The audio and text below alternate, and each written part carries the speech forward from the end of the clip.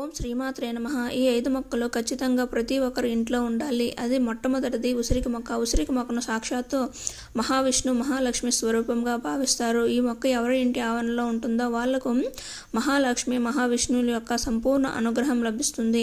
రెండవ మొక్క వచ్చేసి తులసి మొక్క. తులసి మొక్కను 33 కోట్ల మంది దేవతలు నివసిస్తారు. తులసి మొక్క చాలా పవిత్రమైనది. ఎక్కడైతే తులసి మొక్క ఉంటుందో, ఎవరైతే తులసి మొక్కకు నీళ్లు సమర్పిస్తారో వాళ్లకు సంపూర్ణ సౌభాగ్యం సిద్ధిస్తుంది. 33 కోట్ల మంది దేవతల అనుగ్రహం కలుగుతుంది.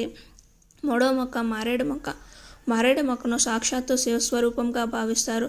ఎవరి ఇంటి ఆవరణలో అయితే మారేడు మొక్కను పెంచుకొని ప్రతిరోజు నీళ్లు సమర్పిస్తారో వాళ్ళు శివలింగానికి అభిషేకం చేసినంత ఫలితం లభిస్తుంది.